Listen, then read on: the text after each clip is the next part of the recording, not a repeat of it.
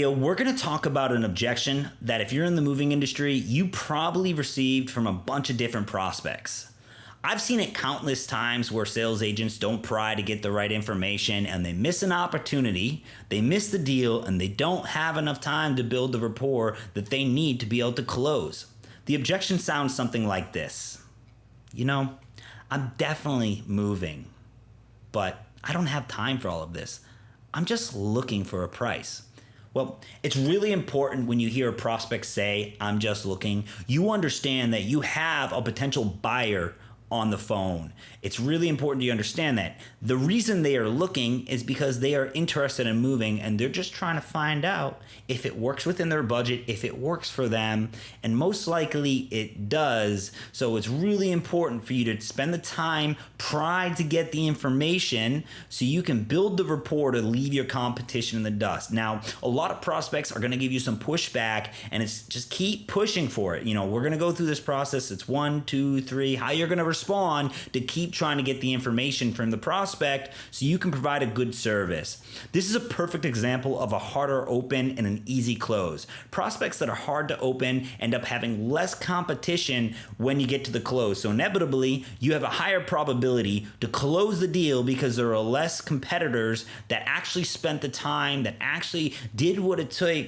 did all the steps to get there so they could close them. Most people just get frustrated, they argue with the customer, they hang up, they get combative, or they just make up a number, and a complete arbitrary number that doesn't have anything to do with what they're moving, and the prospect ends up speaking to somebody that does get the information, and then they lose trust or faith in the other company. Do not find yourself delivering a made-up price just to win the mind of your prospect. Like I said, it doesn't really work, so make sure you continue to try to get them to give you the information. Let's jump into it. How should you respond when a prospect gives you this objection? I'm just looking for a price. You should say something like this. Perfect. Now, it's imperative for us to get the items that you're going to be transporting so we can provide you with an accurate estimate. The good news is I've been doing this for a real long time and I'm very efficient at what I do. So are you currently at the property you're going to be moving? Then just try to go right into the estimate. That's going to be your first response. Just kind of ignore the question, I just want a price, and go straight into the response and try to go right into the inventory again with the prospect. Now, if the prospect's being very adamant about, I'm just looking for a price, and they don't really want to go into the inventory, you should say, something more on this lines. Would be the second response, and you're going to say it like this. I understand you want a price, Mr. Prospect. Now, my job is to provide you one. Any company that gives you a price without knowing what you're going to be moving is not a company you want to be doing business with. Trust me on that. It's unprofessional and unethical. Some customers have minimal items and others are complete hoarders. So no two homes will ever be the same. We need to get all the items and details of your move to give you an accurate price. I take pride in my company for doing a good job and doing things the correct way. So tell me, what items are you moving? Are you definitely going to be transporting on this move? Now, once again, you're just going to try to bring that prospect right back in a circle and try to bring them into giving you information so you can provide them a proper estimate, because it's your job to get that information. Now, you're not always going to get a prospect on this second time or second attempt. Usually you're going to get more in the second attempt as you explain that no two moves are the same. You have people that are moving a 4-bedroom that literally move a couch and a bed, and you have people moving a 4-bedroom that take 2 trailers worth of stuff. So obviously those are going to be completely far off with the pricing. Now, if this prospect is still pushing, I just want a price, I don't want to do the inventory, you're going to respond again to them. Now, I can make your life simple. You're the customer, and it's my job to handle this moving process and make everything easy for you. How about you record a video of all the items at your home and send it to me, and then I'm gonna go through everything in detail. And if there's anything that you're not going to be moving, make sure you say, hey, I'm not going to be moving this sofa that you see in this video. And then just keep walking around the house, get every closet, every bedroom, and you're gonna send that video over to me. This way you don't have to spend the time going back and forth in detail with me, and I can see your items and I can do this. How's that sound? Now, Once again, you're pushing to try to make it simple for this prospect. You just want to keep informing them that you need the information, because that's how you're going to price them. You know, if you're going to go to the store and you're going to buy 3 pounds of hamburger, right?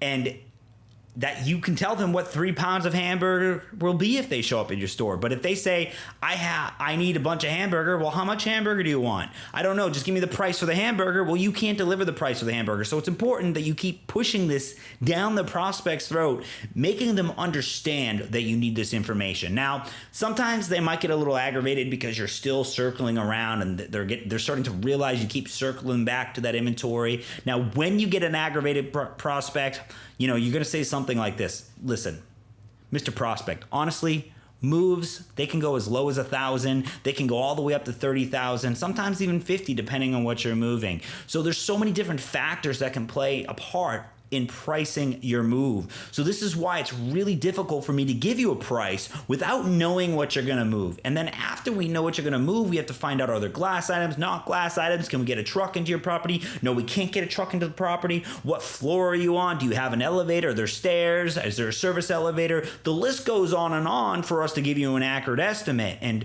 you know, anybody who doesn't go over all these details, once again, I would say that's not a professional company. I've been doing this for many, many years.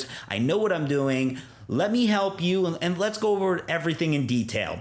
But, you know, just so you know, an average cost to do a move is something along these lines. Now, you're going to tell them whatever it is. If it's a 1-bedroom, a 2-bedroom, a 3-bedroom, you're only going to list whatever their property is. So if they have a 1-bedroom, you can tell them something like 1,500 or 4,000. Now that's something I would tell them, but I would also remind them that it still can go higher. If they're a 2-bedroom, you could say around 2,000 to 6,000. A 3-bedroom, 3,500 to 15,000. A 4-bedrooms typically start around 5,000, but most likely they're going to be much higher, around 20,000 on an average. So explaining this to your prospect, and then you could say, listen, we can custom tailor the move to fit your needs. You know, we can take and add items, move things around, some stuff you can pack, or we can do the packing for you. That's why I want to go over all the details. Now, based off of what I just said here, does this kind of fall into the ballpark that you were expecting to do a move? Now, what you would notice is I gave a big range on the move. This way they hear their magic number that could be low, but then you can spend the time going over details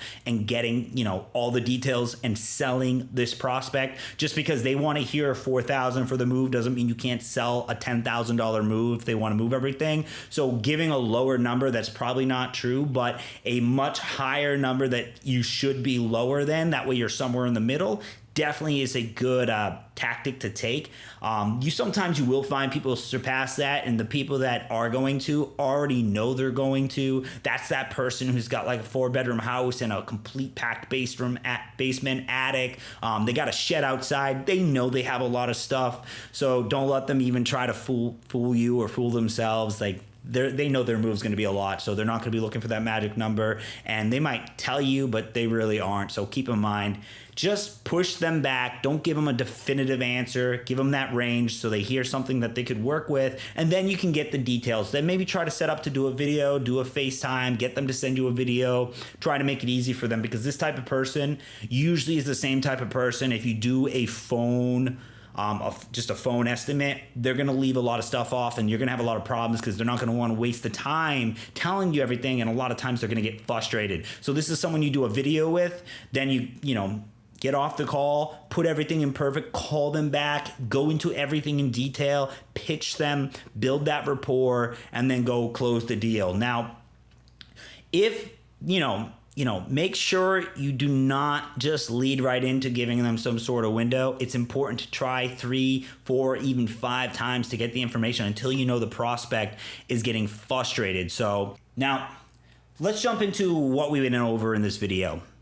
We went over on how you're going to respond when someone says, I'm just looking for a price, on the opening part of the phone call. This is not a close, because obviously this is something they say early on. If it's a close, it would more be a price objection. Here it's, I'm just looking for a price. We went over what you want to say. You're going to respond Once by telling them you need to get the information. You're gonna respond a second time explaining why you need the information, then go in for the information. You're gonna once again on a third time try to re-explain why you need that information and why you can't give a good estimate.